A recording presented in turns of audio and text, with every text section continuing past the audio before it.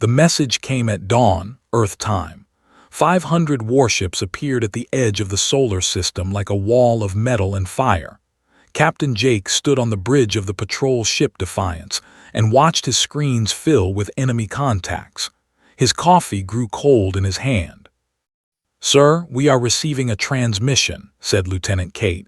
Her voice was calm, but her fingers moved quickly across her console. "It is coming from the lead ship. They call themselves the Dominion." Jake nodded slowly. He had heard stories about every spacefaring species had. They controlled over 200 star systems. They had conquered 47 different species in their long history. No one had ever stopped them. "Put it through," he said. The main screen flickered. A face appeared that was not human. They had gray skin stretched tight over sharp bones. Their eyes were black and empty like the space between stars. This one wore golden armor covered with symbols of rank. "I am Supreme Commander of the Dominion," the alien said. His voice was cold and flat. "You are the species called humans. You have spread across 12 star systems without permission. This ends now." Jake said nothing. He simply watched. "You will surrender completely within 24 hours, continued. "Your military will stand down. Your colonies will open their doors. Your people will accept their new place in our empire. Refuse, and we will burn your worlds to ash." The transmission ended. The bridge was silent. Kate looked at her captain. "Sir, what do we do?" Jake took a sip of his cold coffee and made a face. "We call home. This is above my pay grade." 3 hours later, the Emergency Council met in Geneva. Admiral Ben Harper sat at the head of the table. He was 70 years old with white hair and tired eyes, but his mind was still sharp as a blade.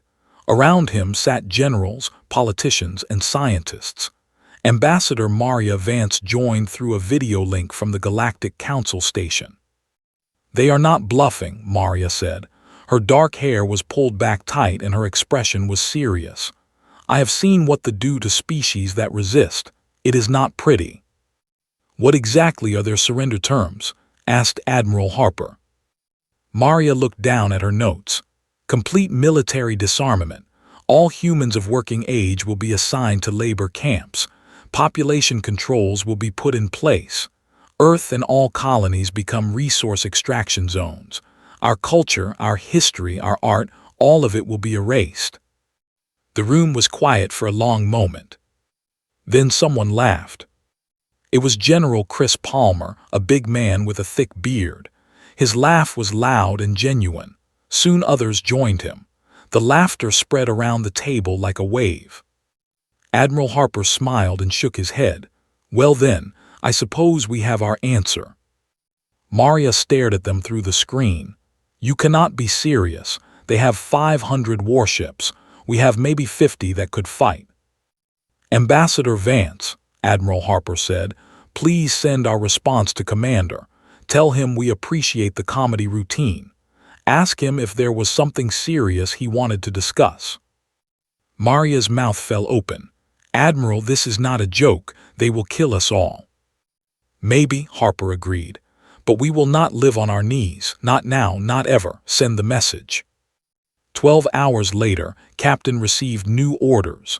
The Defiance and the rest of the patrol fleet were to begin evacuation of the outer colonies. Get the civilians out. Buy time for Earth to prepare. "They are coming," Kate said, watching her screens. "The fleet is advancing. They did not like our response." Jake allowed himself a small smile. "I bet they did not. When was the last time someone laughed at them?" "According to records, never. We are the first." "Good. Let us make sure they remember us." The Defiance was small and fast. It was not built for fighting capital ships, but it could run, and it could sting.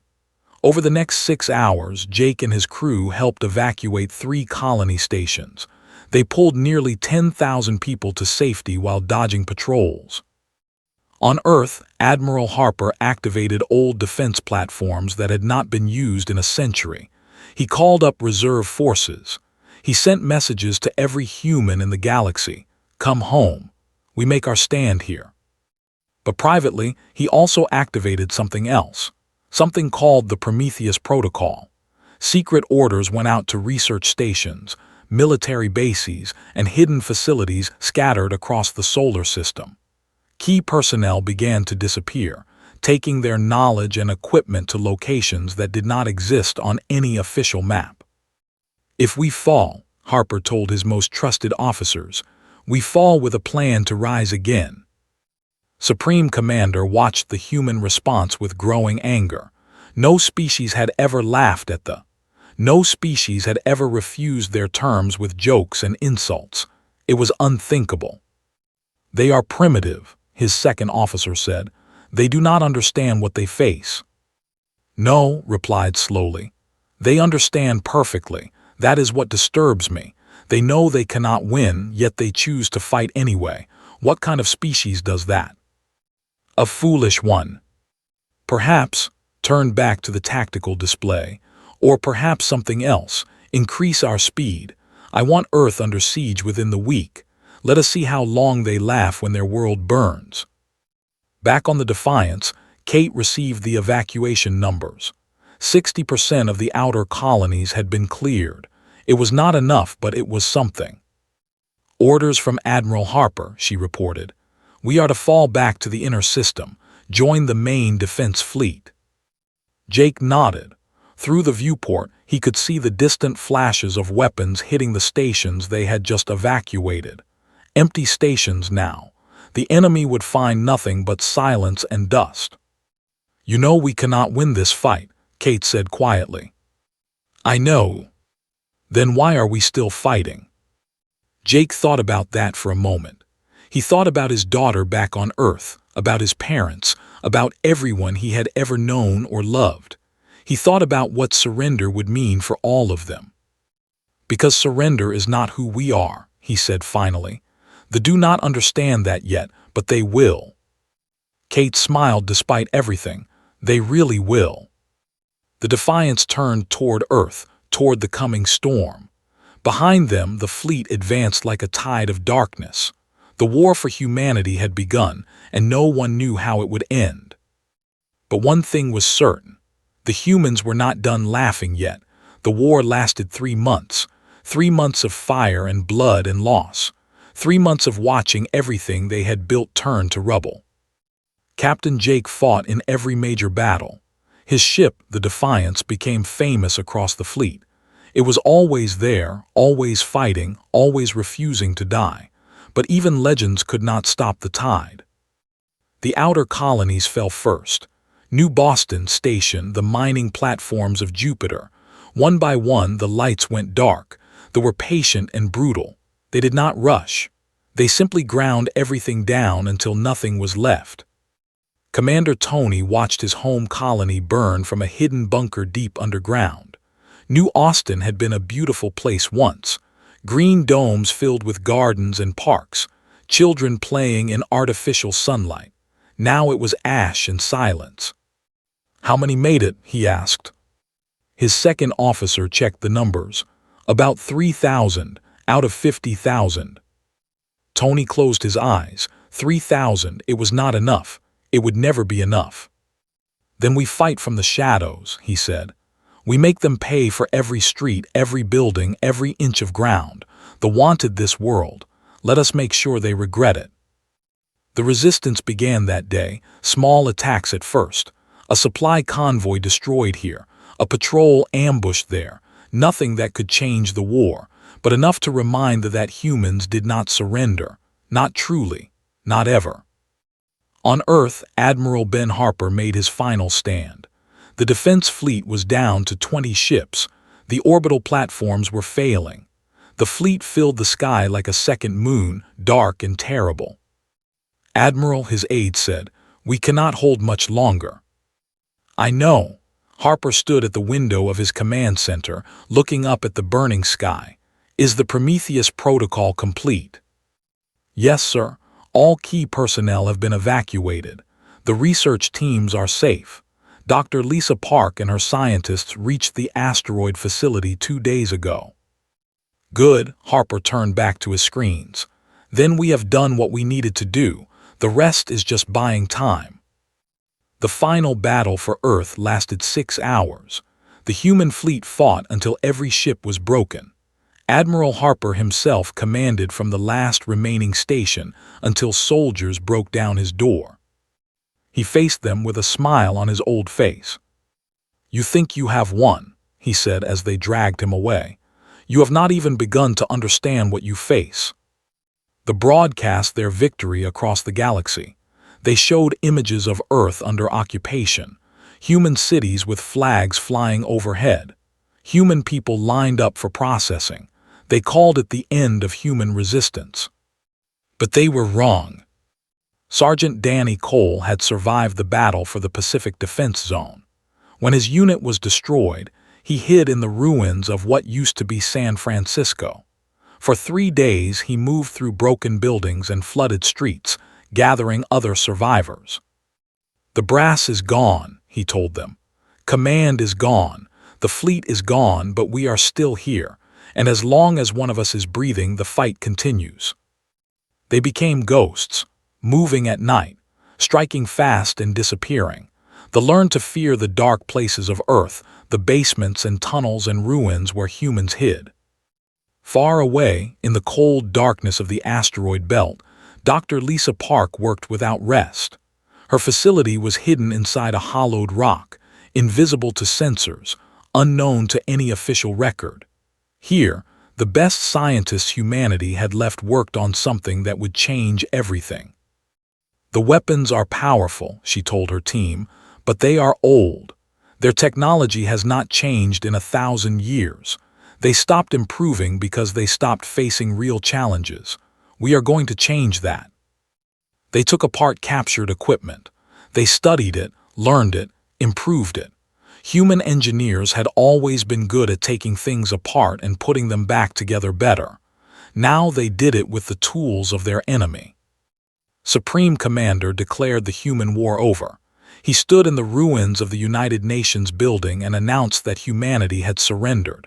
The galaxy believed him.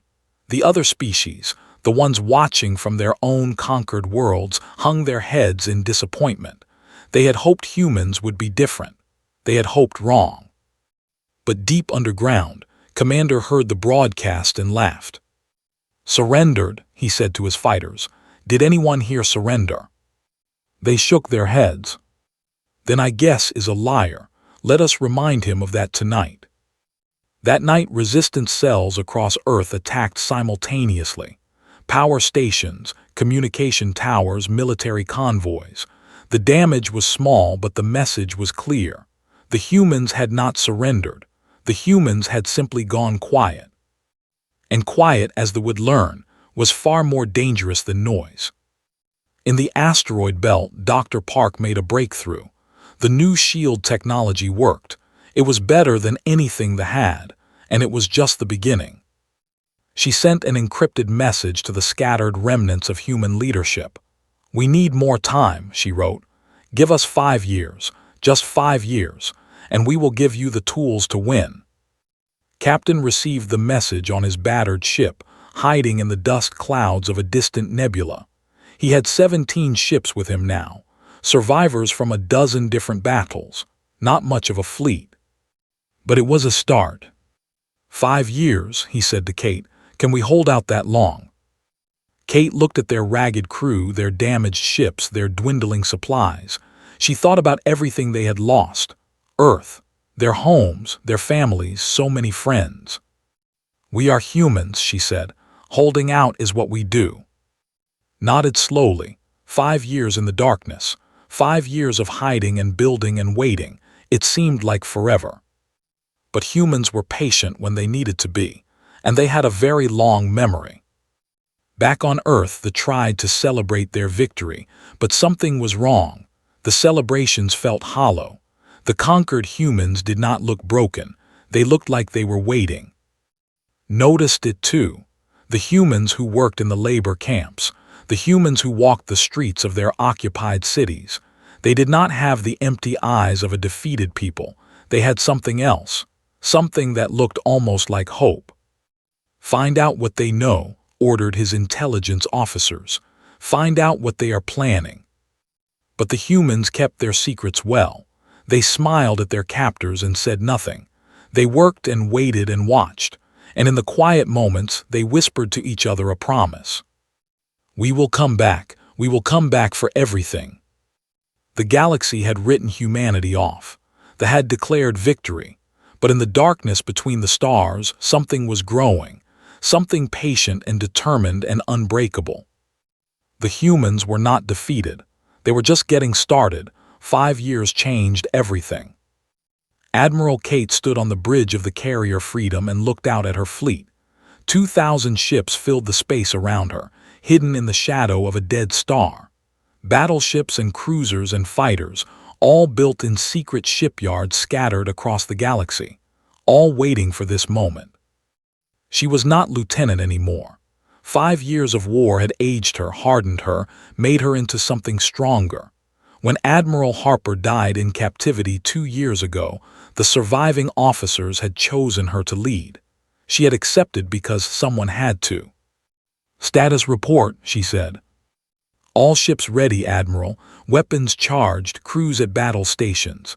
Her aide paused. "They are nervous. We have been hiding for so long." "Nervous is good, it keeps you alive." Kate turned to face her bridge crew. "Today we stop hiding, today we go home." Far below, in the massive hangar bays of the Freedom, a young pilot named Tors climbed into his fighter. He was 22 years old. He had been 17 when they came. His parents had died in the first wave of attacks. His sister had disappeared during the occupation. For 5 years had trained for this day. He had flown simulations until he could do them in his sleep. He had studied every tactic, every weakness, every mistake they had ever made. He was ready. "You look focused," said his wingman, a woman named. "Just thinking about what we owe them." "Do not make it personal, that gets you killed." Smiled without humor. "It has always been personal. They made it personal when they burned our world." The fleet began to move. 2,000 ships sliding through the darkness like ghosts. Their destination was but they would not go there directly. First, they had other business. 3 months earlier, intelligence operative Bate Hawkins had sent her final report from behind enemy lines. She had lived among them for 4 years, pretending to be a broken human servant. She had learned their language, their customs, their secrets. Her report contained one critical piece of information, was planning a public execution. Every remaining human on Earth who had resisted would be killed in front of cameras. It would be broadcast across the galaxy. A final demonstration that humanity was finished. Kate had read the report 3 times. Then she had made her decision. "We cannot wait any longer," she had told her officers. "If we let them kill our people, everything we have fought for means nothing." Now the fleet was moving, and there was no turning back. But they were not alone. Something else had been happening during those 5 years of silence. Other species had been watching. The conquered peoples of the Empire had seen humans laugh at their masters. They had seen humans refuse to break. And slowly, carefully, they had started reaching out. A message would come from a slave world. "How do you resist? Teach us." Another would come from an occupied system. "We want to fight, tell us when." Kate had answered every message. She had sent trainers and weapons and hope. Now, as the human fleet moved toward battle, uprisings began breaking out across the Empire. Nothing big, just enough to cause chaos, just enough to make the look over their shoulders. Rear Admiral Jake commanded the Vanguard fleet from his new flagship, the Phoenix. His old ship, the Defiance, had finally been destroyed 2 years ago. He had barely escaped. The scars on his face told the story of that day. "How does it feel?" Kate asked through the secure channel, "going back?" Jake thought about it. "Feels like we are finishing something we started a long time ago." "That is exactly what we are doing." Dr. Lisa Park watched the fleet depart from her laboratory station. She was tired. 5 years of constant work had worn her down, but she smiled as she watched the ships disappear into the darkness. Her weapons worked. The new shields, the advanced sensors, the improved engines. Everything she and her team had built was now in the hands of the fleet. Human technology, built on designs but improved beyond anything the enemy had ever imagined. "Will it be enough?" her assistant asked. "I do not know," Lisa admitted. "But we gave them the best chance we could. The rest is up to them." On Earth, Commander Tony received a coded message. 3 words: "Storm is coming." He gathered his resistance leaders in a hidden basement beneath the ruins of Denver. They were fewer now than 5 years ago. Many had died. Many had been captured. But those who remained were the hardest, the most determined, the ones who would never give up. "The fleet is moving," Tony told them. "They are coming home. Our job is to be ready when they arrive." Ready for what? To take back our planet. Every city, every base, every inch of ground. When the sky lights up with our ships, the need to be fighting on 2 fronts, above and below. We hit them from everywhere at once. His fighters nodded. They had waited 5 years for this. They were ready. Back in space, Admiral addressed her fleet one final time before the battle. 5 years ago, they demanded our surrender. We laughed at them. They did not understand why. They thought we were foolish. They thought we were weak. They thought they could break us. She paused, looking at the stars. They were wrong. We laughed because we knew something they did not. We knew that humanity does not break. We bend, we bleed, we fall, but we always get back up. Always. Her voice grew stronger. Today we show the galaxy what humans are made of. Today we take back everything they stole. Today we remind the why they should have been afraid when we laughed. She straightened her uniform and gave the order. All ships jump to attack positions. It is time to go home. The fleet vanished into hyperspace, 2,000 points of light disappearing into the void. On 100 different worlds, conquered peoples looked up at the sky and dared to hope. The humans were coming back, and this time they were not running. The human fleet dropped out of hyperspace like thunder from a clear sky. 2,000 ships appeared in space without warning, their weapons already firing. Supreme Commander was reviewing execution plans when the alarms began screaming. "What is happening?" he demanded. His officers stared at their screens in disbelief. "Humans, Supreme Commander, thousands of them. They are attacking the 7th Fleet." "That is impossible. The humans are broken. They have no fleet." "They do now." The first battle lasted 4 hours. The 7th Fleet had been patrolling the border regions, confident and lazy after 5 years of easy occupation. They expected nothing. They got everything. Admiral led the attack from the Phoenix. His ships cut through the enemy formation like wolves through sheep. The new weapons Dr. Park had designed tore through shields as if they were paper. Ships that should have withstood hours of bombardment exploded in minutes. "They do not know what hit them," Kate said, watching the battle from the Freedom. "Their tactics have not changed in 1,000 years. They do not know how to fight someone who fights back." "That is their weakness," replied. "They conquered so easily for so long that they forgot how to struggle. We never had that luxury." The 7th Fleet was destroyed. 300 warships reduced to floating debris. The human fleet lost only 12 ships. News of the victory spread across the galaxy like wildfire. Other species heard and could not believe it. Humans had beaten them. It should have been impossible, but it had happened. And it kept happening. The human counteroffensive moved like a storm across space. Every battle was the same. The expected easy victories. Instead, they found an enemy that had spent 5 years learning their every weakness.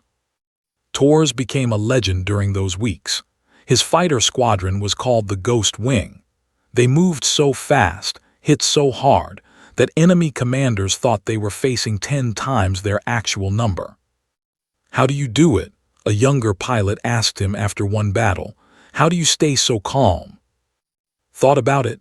I am not calm, I am angry. I have been angry for 5 years, but anger without control is just noise. I turned my anger into something useful, something sharp. The pilot nodded slowly. They killed my brother on Earth. Then fly well, honor him by winning. As the human fleet advanced, something else happened. The uprisings that Kate had planned began spreading out of control.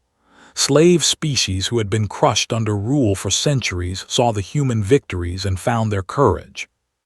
On the mining world the enslaved workers seized the equipment and turned it against their masters. On the factory planet, sabotage shut down weapons production. On a dozen other worlds, rebellions broke out simultaneously. The empire was fracturing. For 10,000 years they had ruled through fear. Now that fear was crumbling and they did not know how to respond. On Earth, Commander watched the sky light up with distant explosions. "They are coming," he told his fighters. "The fleet will be here within hours. Are we ready?" "We have been ready for 5 years." "Then let us give them a proper welcome." The resistance attacked at midnight. Every major installation on Earth was hit at the same time. Power stations exploded. Communication towers fell. Supply depots burned. The occupation forces woke to find themselves under siege from an enemy they thought they had defeated long ago. Supreme Commander finally understood what he was facing. This was not a desperate counterattack from scattered survivors. This was a coordinated military campaign, planned over years and executed with precision he had never seen from any species. "How?" he demanded. "How did they hide a fleet this size? How did they build weapons we cannot stop? How are they doing this?" His advisors had no answers. They had conquered 47 species. None of them had ever done anything like this. None of them had ever refused to stay conquered. "They are different," one advisor finally said. "The humans, they are not like the others." "I am beginning to understand that." The human fleet arrived at Earth 3 weeks after the campaign began.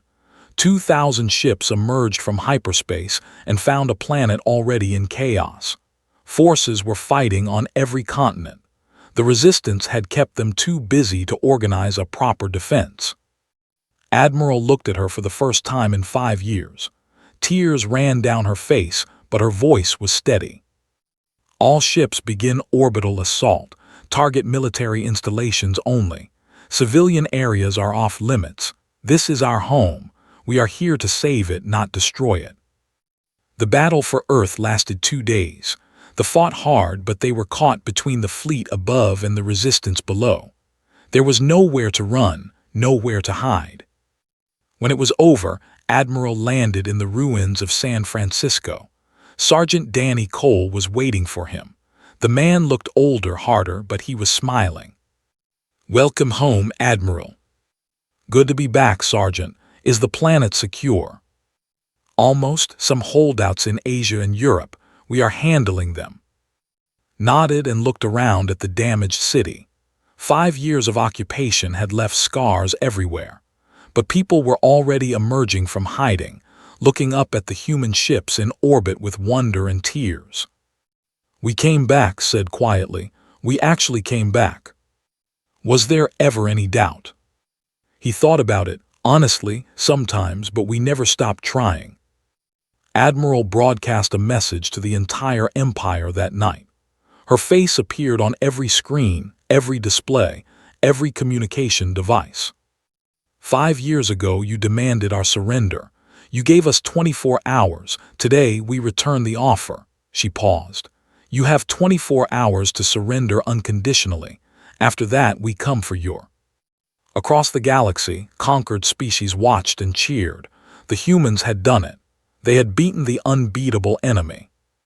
And they were not finished yet. Supreme Commander did not surrender. His pride would not allow it.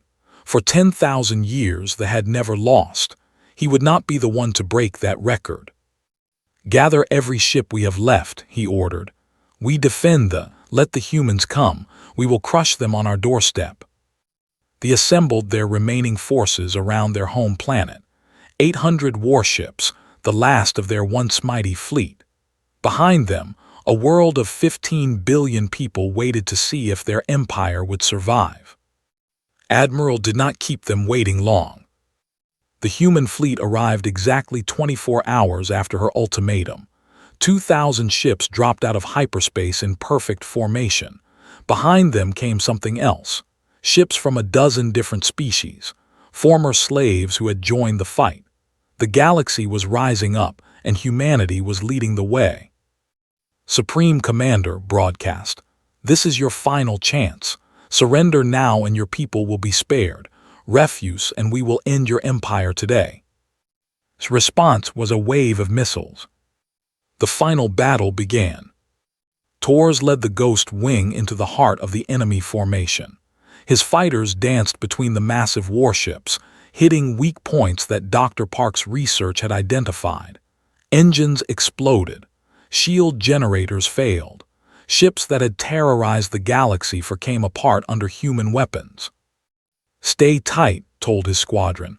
"Watch each other's backs. We did not come this far to lose anyone now." Admiral commanded the center of the human line. The Phoenix traded fire with battleships 3 times its size. His new shields held where old ones would have failed. His weapons struck where old ones would have bounced off. "This is for Earth," he said quietly as another enemy ship exploded. "This is for everyone we lost." The battle raged for hours. They fought with the desperation of a cornered animal. They knew what defeat would mean. Their empire, their power, their entire way of life, all of it was at stake. But desperation was not enough.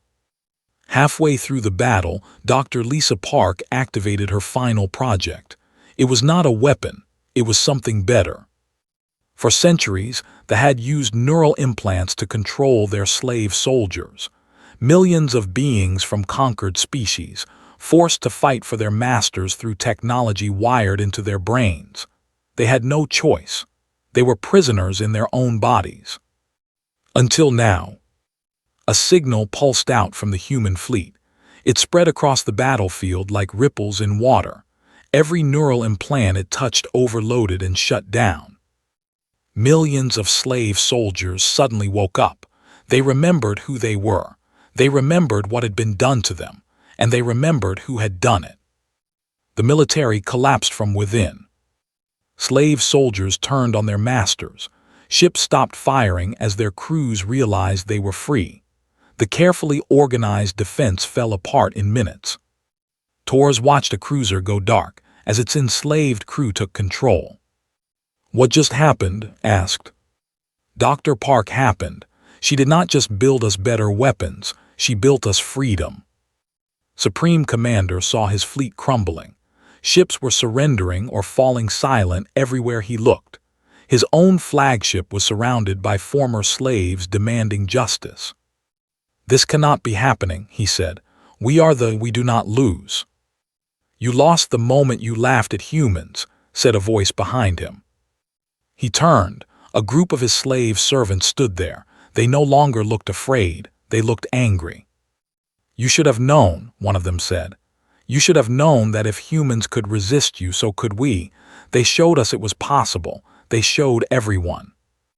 Died in his own throne room, killed by the people he had enslaved. It was not a noble death. It was not a warrior's death, but it was the death he had earned. Admiral accepted the surrender an hour later. The war was over. The empire had fallen. The celebrations lasted for days. On Earth, people danced in the streets of rebuilt cities. Across the galaxy, freed species sang songs of liberation. For the first time in 10,000 years, the universe breathed without fear. But for the humans, there was more work to do. Admiral walked through the ruins of New York with Commander. The city was barely recognizable. 5 years of occupation had left deep wounds. "It will take decades to rebuild," said. "Then we better get started." Admiral addressed the Galactic Council 1 week after the war ended. Representatives from 100 different species filled the chamber. Many of them had been conquered by Many of them had given up hope long ago. "You want to know how we did it," said.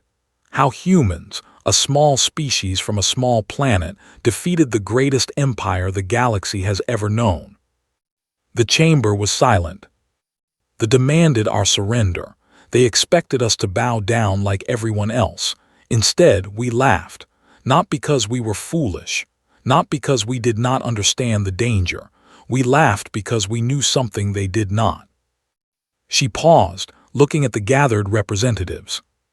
Humans do not surrender. We fall down, yes. We lose battles.